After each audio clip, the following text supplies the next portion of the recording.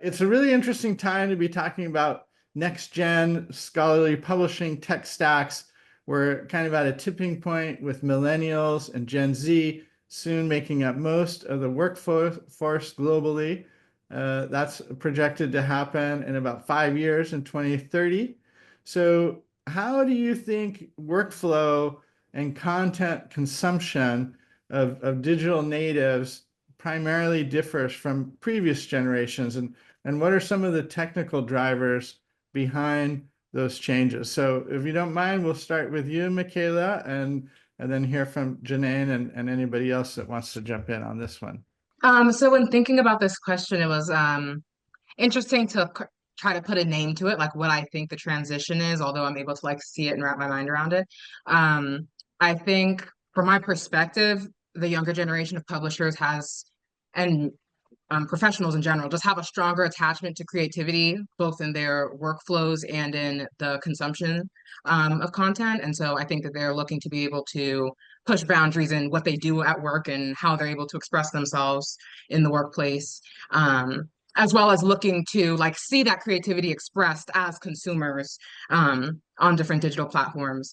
And so I think naturally, in terms of tech stacks, I think it's going to push itself towards just more innovative approaches like multimodal formats and different types of like stylistic approaches, and just people trying to be more creative through this medium and not seeing it so much as like a stagnant just means of passing information, but that can be a really layered process. When I saw these questions, I have two thoughts. I think one were more related to my information scientist side, and other related with my teacher side. Because, for example, if I go to my class and teach about peer review, open peer review, and ask my students to propose solutions about how we can improve editorial flows, workflows, they usually came up with ideas related to Instagram, TikTok, and I was thinking how much, for example, these tools that we have, like for comments, like on Instagram and Facebook, we also push journals to implement more of these tools, because I think we are having like a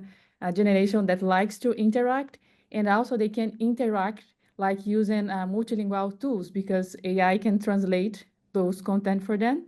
So I think social media tools and AI, language large models will influence that. And from the perspective of information science, I think one of the main difference from these current generations from the previous one would be the access to printed materials itself, but also the access that they have on the internet to all types of information. And except for those, underrepresented and underserved population, that they don't have the same access to the internet, and its impact then in all levels of their lives, including publishing, who is able to participate in this discourse. And also those who face like internet censorship, and how it could impact like publishing and research as well. And also, I think these technologies like social media and AI impact the way, as for example, the type of source we look first. Because myself as a millennial, I used to look first at like a printed book and then go to the internet. But many of my students, they go first to ChatGPT, ask a question, and then they go to the internet like Google, and sometimes and maybe they look for a book. So I think these technologies will impact the way that we look and for information. And then if you evaluate them by yourselves with the use of ChatGPT, or even through using help of your social networks. Thank you. You brought up a lot of great points there. Alicea, Brian, do you want to add anything to this question? I'll just note, as a geriatric millennial, one of the things that I want to plus one, that there's, I think, a strong desire to be creative, as Mikayla said. And I also think that, one of the things that we hear from younger researchers is, I mean, some of this I'm going to say is obvious now, but it's amazing how often this doesn't happen in scholarly publishing. Things like being able to access on mobile, being able to access on low bandwidth, so off your, potentially spotty, cell phone internet versus, Ethernet. And so that is one of the things that is there, and that is on some level at odds with, I think, the expectation that on a single phone screen you should be able to quickly get to everything, which I think is good and like an important goal. But the idea of clicking 10 times and waiting for 10 screens to load to see everything is not an expectation that people who are growing up using internet have anymore. But that's how a lot of systems, unfortunately, do work. Yeah, or maybe even on a watch, or pretty soon, like, I mean, not even pretty soon, it's already available in your glasses. I haven't done that myself. What about you, Alicea? Anything else you want to add to this one? I'll just real quickly say that sort of the idea of gamification, like in your work as well as outside of work, it seems to be like a really big deal for like I'm a millennial as well, and for Gen Z, because that's what they've grown up with it, and that's how they've been fed information and fed learning, and so it does tend to kind of permeate outside of professional and into professional worlds as well. And those are all really great points. I think the gamification is an interesting one. I've been using Duolingo, and I can see lots of sort of gamification options there. That's cool, and maybe there are ways to do that in publishing to incentivize people to want to look at articles or learn more. For our next question, when we say scholarly publishing tech stack, because we've kind of used this term in the promotion for this event and throughout it, we want to kind of help define it now. And I know that might mean different things to different people. So I wanted to ask, how would you define the term publisher tech stack as a concept, and also in terms of what you think should be included in a tech stack? And Brian, I know we talk about this a lot, so I'll start with you. Yeah, and as background, I'm a developer. I write code less and less over time. I deal a lot more with publishers than I do get to deal with lines of code. But yeah, so when we talk about tech stack, when you're at like a tech company, you're usually thinking about all the tools and code and programming languages and libraries you're using. Libraries, not in maybe the sense in scholarly publishing of a place housing information, but like code libraries, a lot of those might be open source or not.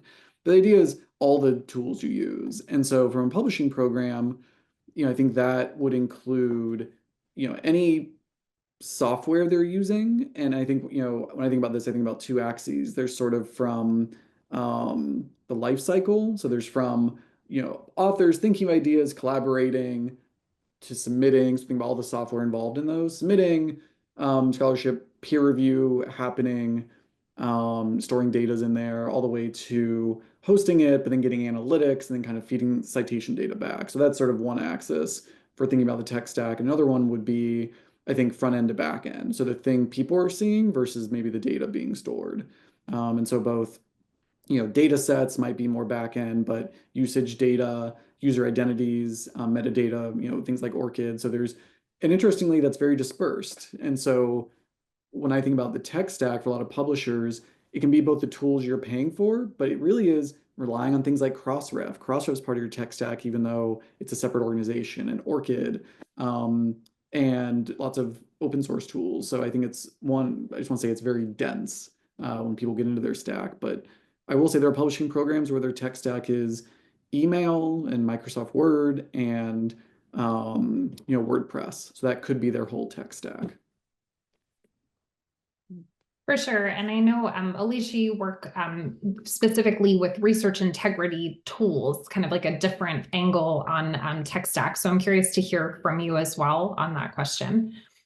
So I think what's important is that to have, like Brian was saying, like having things that work together well and are integrated well, and workflow management, like tracking steps, KPIs, things like that actually integrated into it. And then this kind of speaks back to our previous question, especially with the younger generation. Customization is super important. Even just little things like having a night mode or being able to adjust fonts or font sizes can do a lot to improve an experience with using some of these technology. Yeah, customization, and also too thinking about accessibility when you say that with contrast. I know our lead designer who's always talking about color contrast accessibility and things of that nature. And I'm curious to also ask Mikayla, as a publishing student that's also working on the GWU Journal of Ethics and Publishing, I'm curious what your thoughts are, and what you think might be the new tech stack. Like, what do you think is coming? Yeah. Yeah, it's interesting hearing you all talk about like your experiences coming from like so many different places, especially in the tech world of publishing. I think right now I'm so used to working on such small publications that I am more accustomed to having like 3 to 5 tools that we rely on consistently, and we have to be very clear about how we're using them because they are broad tools like Google Drive. So it's like we have to be very clear about how we're implementing this and what purpose it's serving within like the larger organization or publication. Um, yeah, so I would say that was a big difference that I noticed.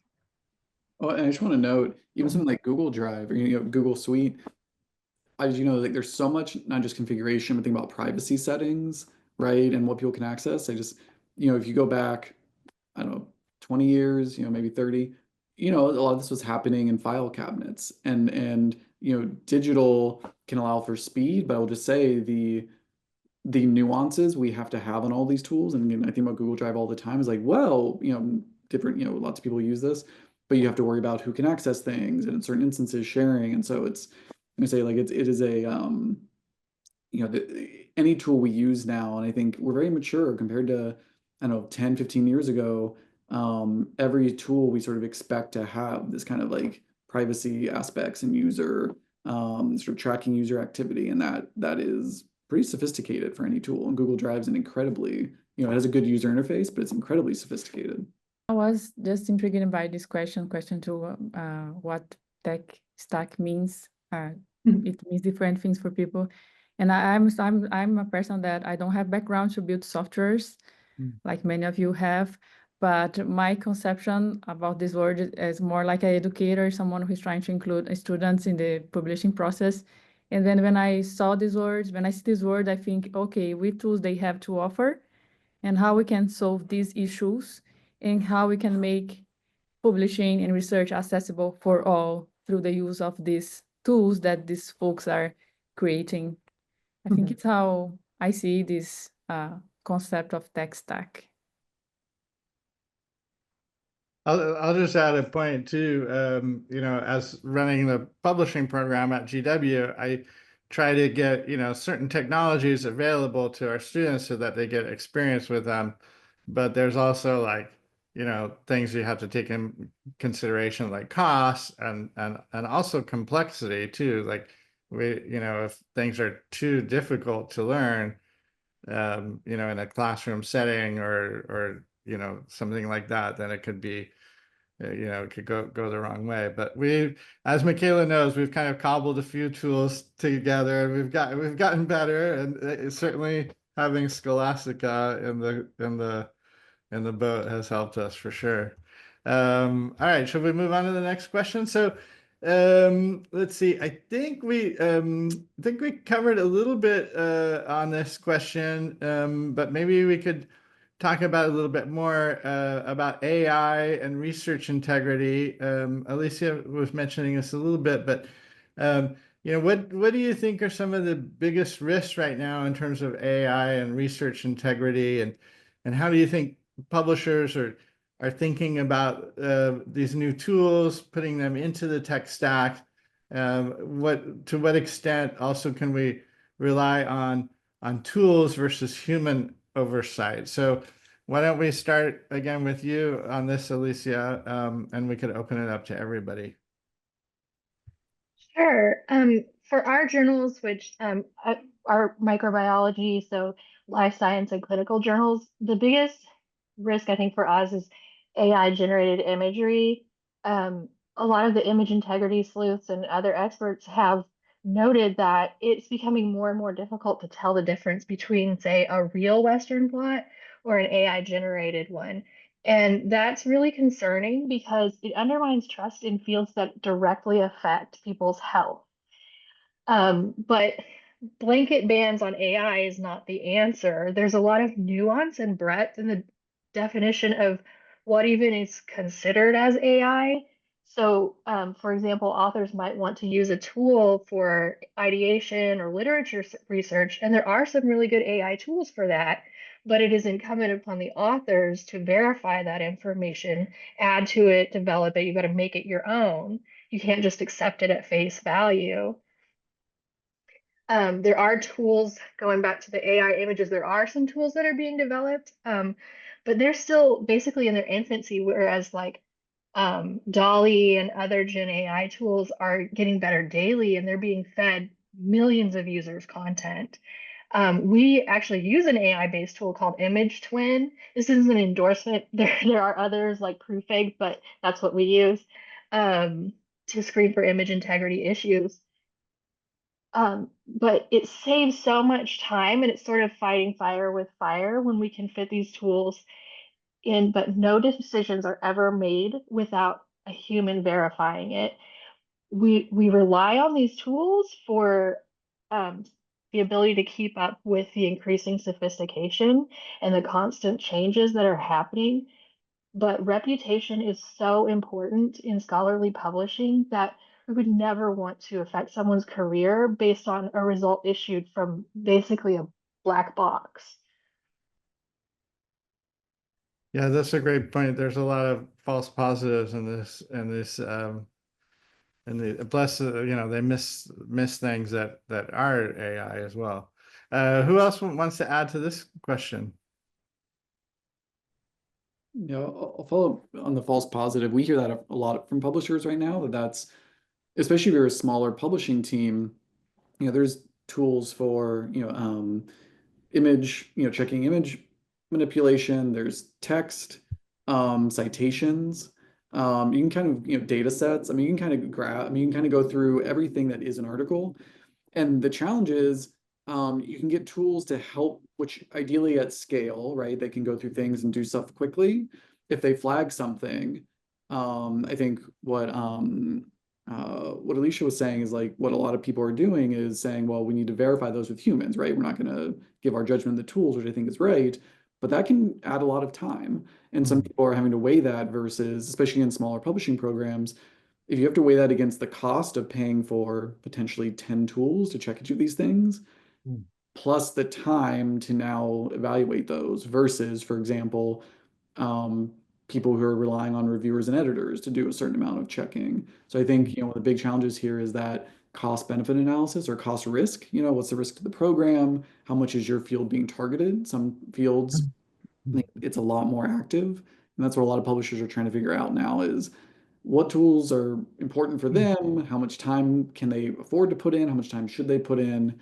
Deal with the risk and also, as Alicea was saying, there are good uses of AI, and people helping, even, clean up their text or do things like that. And so sometimes you have tools catch things where the authors are saying, but we want it to do that. And we wanted that sentence, to be restructured. And yes, you correctly picked that up, but is that a problem? And then that discussion at the publishers internally say, well, is this a problem? Eats up so much time. And that's a real challenge. I was just thinking about, for example, AI copy editing tools, mainly for those who has English as second language, like English is my second language, because I think it's very useful. It's really helpful to help you with grammar and tone. But I have some colleagues like me that we have done some experiments, like to see how much AI change or test. And I have colleagues that say, oh my God, when I use ChatGPT, it doesn't look like I'm the author because it changes completely the way that I speak and write. And if I send this paper to my colleague who knows the way that I write, they'll say, no, you are not the author of this paper.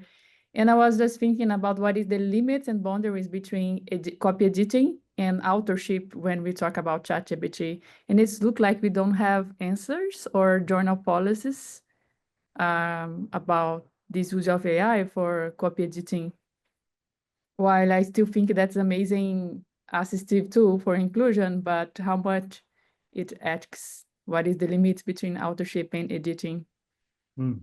I think those are great points. And just real quickly to share, I think everybody or many here and watching will be familiar with the Committee on Publication Ethics. They did release kind of preliminary guidelines on AI use, but I will say that the European Association of Science Editors, EAS, has more recently released community-led guidelines for essentially giving authors information on like what they need to disclose and how. And of course, that's going to differ by journal, but it is interesting and promising to see early releases of, kind of guidelines or recommendations in that vein. But I will say, to your point of AI changing your writing and voice, and I wish I could remember who wrote this. I believe it was a Scholarly Kitchen article, but there was someone speaking to that. And just the idea, even for you as an author, of, is this me? Is this my words? It's like there's opportunities, as you say, for AI with language assistance, and even for English speakers, like we could all use help with grammar and things of this nature. But then also too, if the AI is changing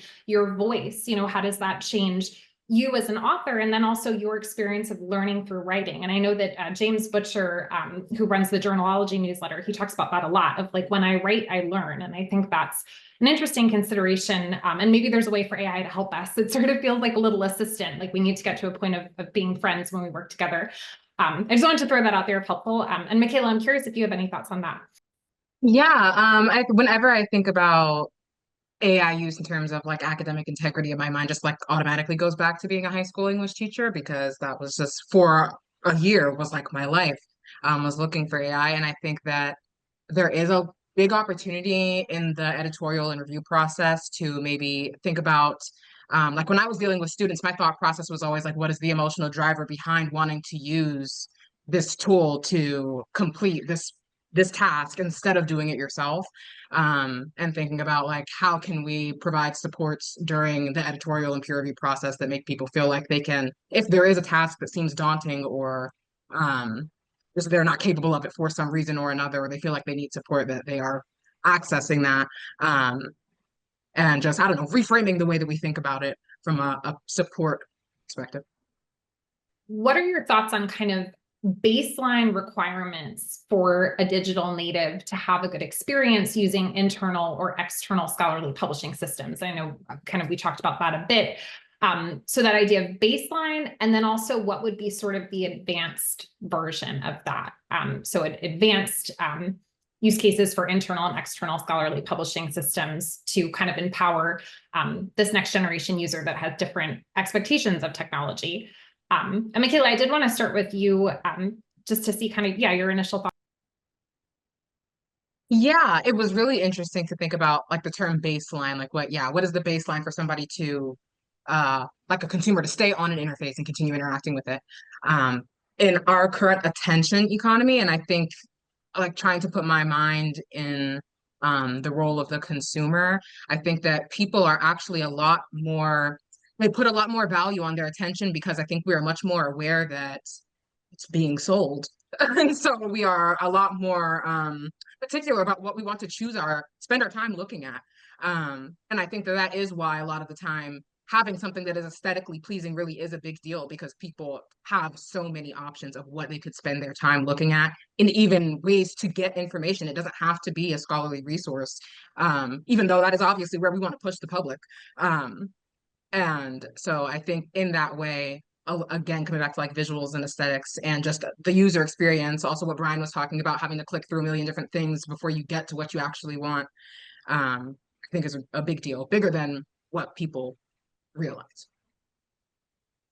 For sure. Yeah, and I think we can all relate to that. And we have just the expectations keep getting higher as things change. And Brian, I know we think about this a lot at Scholastica. I'm curious to hear. Yeah, I agree with all that. I mean, the one additional things come to mind for me is something, in software development, there's this idea of fast as a feature. So often people want to add more buttons, more more functionality, but underneath it all, keeping things fast. I think that's important both for the scholar sort of consuming knowledge, in order to produce. But I think for scholarly publishing staff, you think about people on the internal, maybe on the back end, your office staff, having something that is, as Mikayla was saying, something that's sort of nice to use. I think there's not just attention, or in addition to attention span, there's also like the frustration level. I think a lot about, with AI, we want computers to do things that they're good at, so humans can do interesting creative work, right? Work that's challenging, not frustrating. And that's a major, I think, an important baseline that's rising more and more is that, right, it shouldn't be frustrating. It should feel like it's helping you, not just maybe organizing what you're doing, but helping you accomplish more. And that I know I think a lot about the emotional side, which is sure, this gets the job done, but does it feel tedious? And even if, we have this conversation internally a lot, well, it's not actually more clicks. Yeah, but does it feel like it is? Like, does your mind have to remember something longer than you maybe want to or need to? Because especially, again, if you've worked in scholarly publishing, there's days where, okay, when you get this issue out, and you're going to do something a lot of times on that day, and that can really, kill your motivation, your work life satisfaction. You go home from work and you carry that weight with you.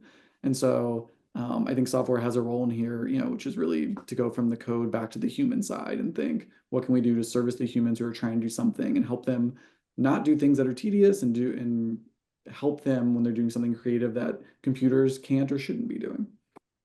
Was that a baseline? Fast. That's where I started. I don't know. Then I wandered. I was just going to add, Brian mentioned earlier, being useful on different devices, and of course, for me, that's definitely a baseline.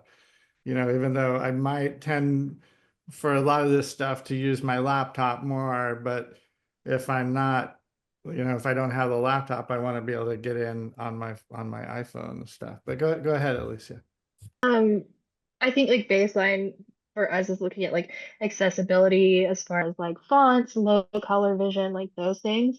And then kind of the next step up, one of our web team members talks about arranging information into like bites, snacks, and meals. What is the smallest amount of content that you need to convey this information? Like not everything needs to be a whole meal. Sometimes you just want a snack.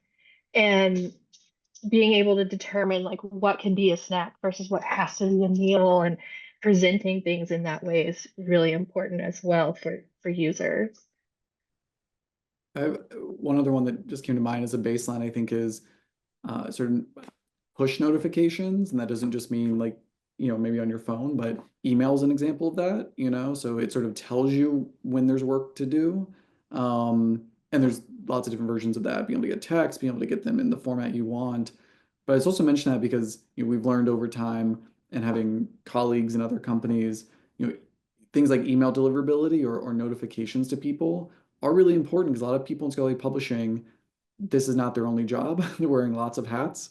And again, universities are fighting sort of an arms race with spam. They're trying to protect people, and scholar societies are the same thing, but it also means it can be difficult to get legitimate notifications you want. And when that doesn't work, things start breaking down quickly. So I'll just note, it's people being able to get alerts about when they need to do work. I feel like is more and more a baseline, because the idea of logging in to hunt around if I need to do work is, I just not a baseline anymore. Yeah, all right. So, well, we talked about kind of baseline. Let's talk about some more advanced features, and we can hear from all of you on this, but we'll start with Alicea. So, what are some of the more advanced ways to optimize publisher tech stacks from either internal systems or external content hosting? What are some of the things that come to mind, and any lessons that you think we can learn in scholarly publishing from consumer tech and mainstream media like, New York Times or something? Optimizing publishing tech stacks shouldn't just be about like buying some new tech, but also about optimizing your business processes and using tech that works with your needs. Like you need to ask yourself, what problem are you solving? Is this a solution that is looking for a problem? How are you going to measure success? There is nothing worse than wasting 6 months and all of your budget on a product, and then it doesn't meet your needs in the end. And it's important to keep in mind product life cycles, and like the changing wants and needs of your consumers, and have something that can grow with you. Another positive lesson would be and we've talked about this a lot, the ease of use. That's what grew Apple into what it is today, is selling how user friendly it was. And you waste so much emotional time and energy dealing with systems that aren't easy to use and navigate. we've been trying to streamline a lot of things at my organization as far as like automating like reviewer finding, keyword generation, steps like social media posting. We're working on paper mill checks. And again, that's going to save so much time because right now you're kind of following your gut on all of these. And it's like, well, what doesn't seem right? And how can I verify that? And it takes so much time and it's kind of vague. And so that really is going to help. Something that I would avoid from consumer tech though is don't let integrity checks be seen as like a cost center. There is a tendency to do that with preventive measures in consumer technology. And like I said before, in scholarly publishing, reputation is super, super important. And a huge part of maintaining that is integrity of your publication. So if you have to do math to show why you need a tool, then you should do the math. You can show how much it costs to do a correction or a retraction, and you want to include personnel time because that is a really powerful metric. There's an article from MCB where they estimated that post-publication resolutions for image duplication concerns take about 6 hours on average of journal staff time to resolve, whereas if you do the screening before, it takes about 30 minutes per paper. And if you can show that and the rates of corrective measures without the tool, then that's super, super useful and can be a big way to steer decision makers in your direction. But like data security, it's all about prevention. One that comes to mind for me, it's if I talk about advanced, I feel like everything, it's like, should that be a baseline?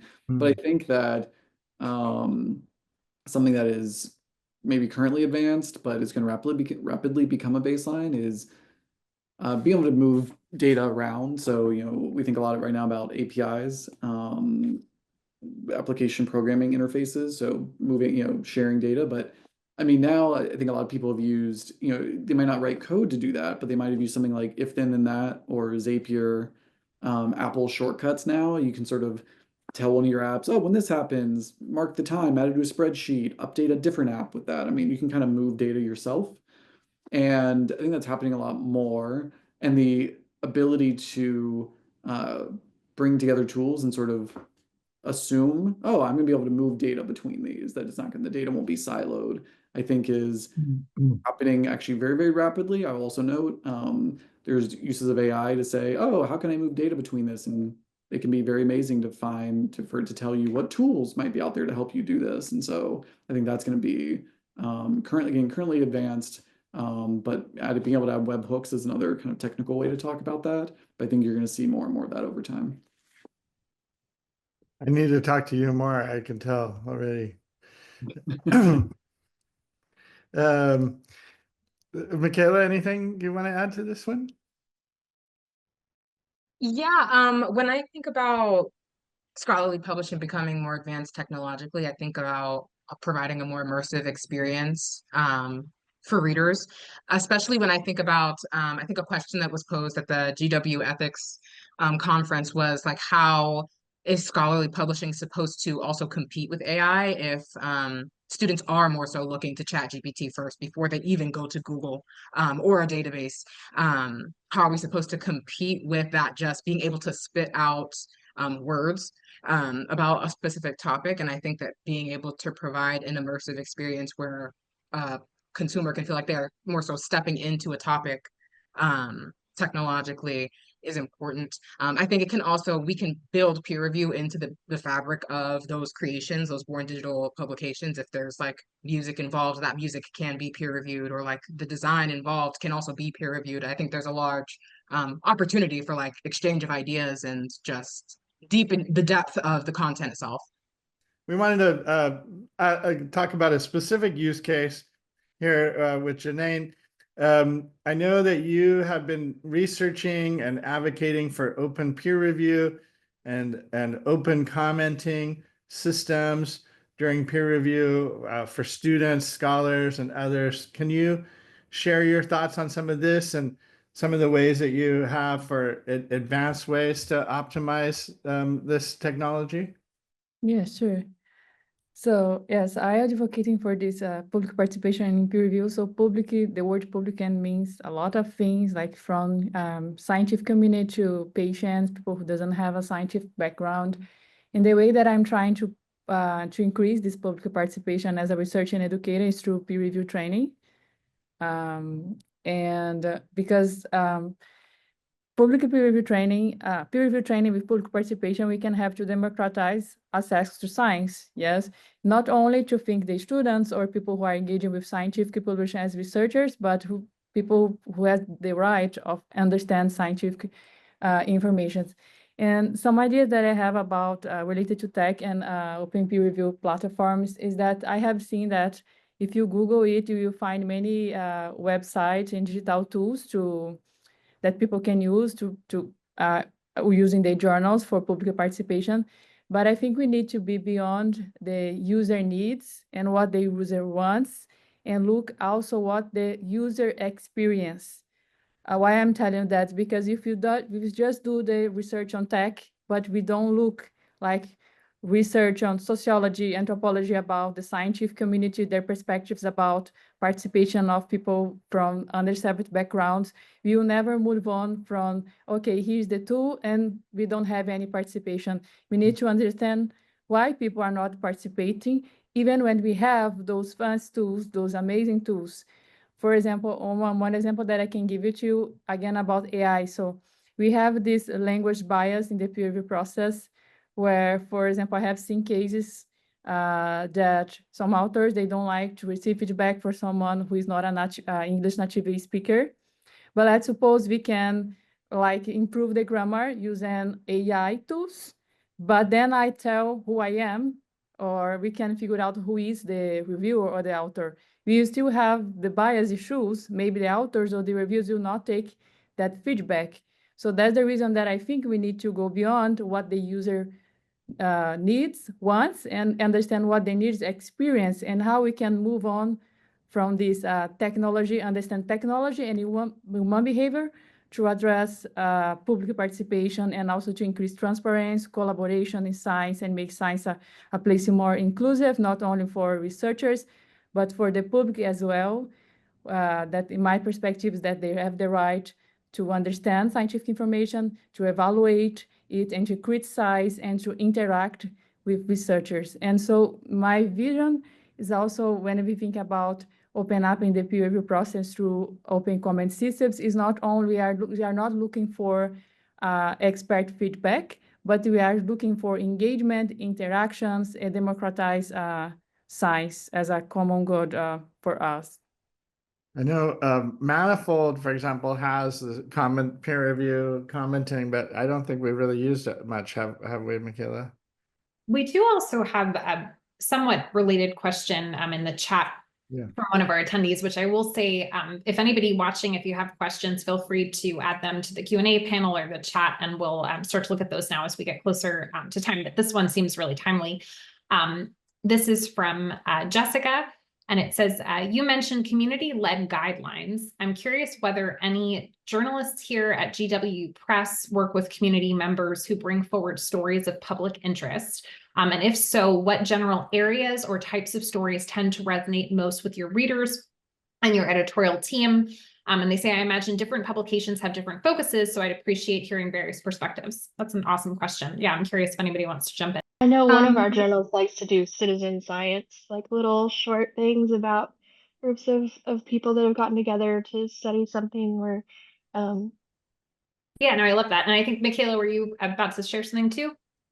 Yeah, I was going to talk about some of the other content that we have at the GW Journal of Ethics and Publishing. We do also have student interviews, so like interviews from the different students, because it is a student-run publication, different committee members. Every issue that we publish, we have probably like 4 or 5 interviews from them. And that, even just from my own perspective, has been interesting, watching how they answer these different questions, knowing that, you know, we work adjacent to one another, or maybe they work on another committee, and understanding how it's contributing to their career. And then we also do post book reviews, which I think is another like more casual way to build community, which I think is the purpose of posting like community-based content is to just help people feel like they are engaging with one another, aside from like the scholarly piece of it. So yeah, and I think those have been successful for us. I think too, this makes me think back to the idea of the meals and bites. I really like that with content. And as someone who does a lot with content, I sort of think of things that way myself. But it seems like for community engagement, we have to think about kind of who is the reader or the viewer from the perspective of that person. Are they a scholar, or are they someone in the community who maybe isn't ready for something quite so dense and needs a little bit more of an overview that's accessible to that person? So I think that's a really interesting thought to kind of mull around with. Back to Jessica's question. I mean, I think it could be pretty broad. But one thing that comes to my mind in this sense, just in the scholarly publishing, I guess, is the Scholarly Kitchen blog, which, every day has different articles, from people in scholarly publishing, people related to scholarly publishing, and, again, like many different stories. So I'm not sure that addresses exactly your questions. And I will say, like, our publishing program is not really journalist focused or journalism focused, but I mentioned here in the chat a different effort at GW, which is Planet Forward, has StoryFest, which I think just concluded this week. So yeah, so I think, again, kind of in the vein of what we've been talking about now, we were wondering, what do you think is the role of technology in facilitating inclusivity in scholarly publishing? And what are related process and design standards when you think of, and when I say process, I mean sort of like working style processes or reading style processes. So what are related process or design standards you think of that publishers and technologists should strive towards in that aim of facilitating inclusivity? And Janaynne, I'm curious to ask you that question. I think it kind of ties into what you were talking about. What is the role, what do I think that the role of technology in facilitate inclusivity in scholarly publishing? I like what, Mikayla, see it, is her name? How we can use technology to build this community beyond the scientific community publishing, and how we can use technology to increase sense of belonging in research and scientific publishing as well. I think it's the first thing that comes to my mind, besides the idea of have the accessibility features, or here's the technology, but how we can facilitate even more that we have this sense of belonging. So perhaps we should reframe the way we see inclusivity, like not only the text, but what we are looking for. For example, I know some people that are against, some researchers that are against open participation peer review because they say, we are looking for qualified feedback.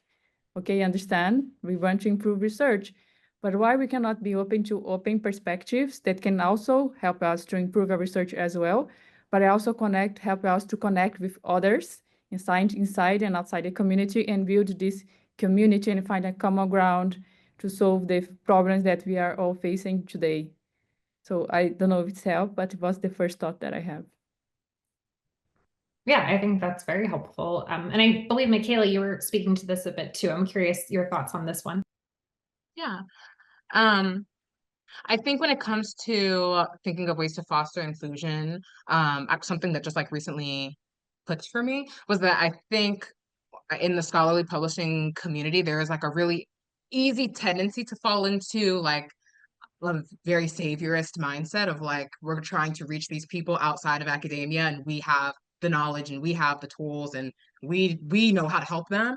And I think an important thing to think about is the systems that are already in place. Marginalized communities have been marginalized, and so they have come up with systems for themselves. Like, for example, zines are like a really simple example of how underrepresented communities have chosen to disseminate information amongst themselves. And so we don't necessarily need to be reinventing the wheel. Like sometimes your most effective tech stack is going to be like Canva and your university printer, because that's going to be a free way to disseminate information to the public. And so, yeah, I think just being able to listen to the communities that we want to reach, as opposed to thinking that we are going to come with the ideas, is important. Yeah, I think open the door is important. Just very quick, is I think the highest level of inclusive that I have experienced was for the last week I was trying to join the astronomy observatory here at the university, and I was checking the requirements, and they say, no, you don't have to have a degree, you don't have to understand anything about just about math. You like the moon, you're welcome. And I felt, oh my God, this is high inclusive because I don't understand anything about even these stars photographs, but they say that I can be a member. Being a member, I think it's the highest, this is a high position. So I was wondering if one day we could see the same to people who are interested in science, even if they are not scientists. Okay, you don't need to understand peer review and methods, but you are very welcome to browse these papers and put here whatever you think about this paper and interact with this researcher. I think we need to open the doors, for them. I believe, Alicia, that it was you that shared from ASM. There was an article on about Indigenous communities solving a research problem. Is this like ringing a bell? Because I think that you had shared it. If not, I have to look and see, but it was a case of where the researchers were partnering with Indigenous communities. And anyway, I have to say that's one of many. I've seen many really cool examples of that. So apologies, I'm not remembering exactly, but I think that's a consideration too with what we're talking about of how can we engage with communities that already have different ways of solving these problems that, to Mikayla's point, maybe just don't fit within the sort of Western construct that we've all become so used to. But anyway, John, go ahead. No, I was just going to mention a couple of things real quick. I do quite a bit of work with publishers in Latin America, and one of the differences that's always struck me in the U.S., we had a period, where computers kind of went into the homes and into schools, and not only in businesses, and in many cases in Latin America, people really didn't get personal computers in the home much. Like they were in businesses and to some extent in schools. But, with the advent of cell phones, just about everybody has a cell phone. So almost everybody, has access to much more literature and libraries. And I think that one thing that I think that we're going to see increasing is AI use for translation. I was, talking to a scholarly publisher in Latin America who was exploring using AI to translate, say, into Quechua, and for more, they really couldn't do that with translators for every single article, but using AI to at least get that first step, and then doing check and being able to bring out to indigenous communities in the Andes, articles that that otherwise wouldn't be available. So those are a couple of things and I think that the same thing holds true for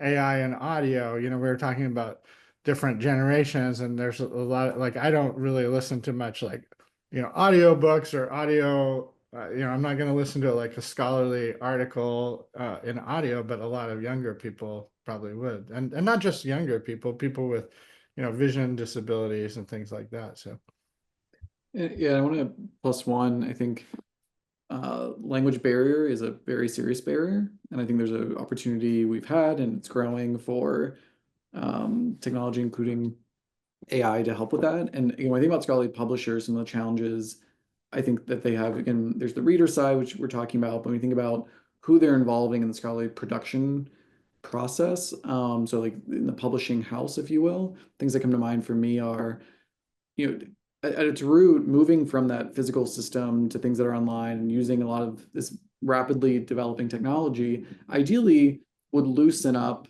or like make more accessible the sort of schedules and the geographic locations of the people who are working there.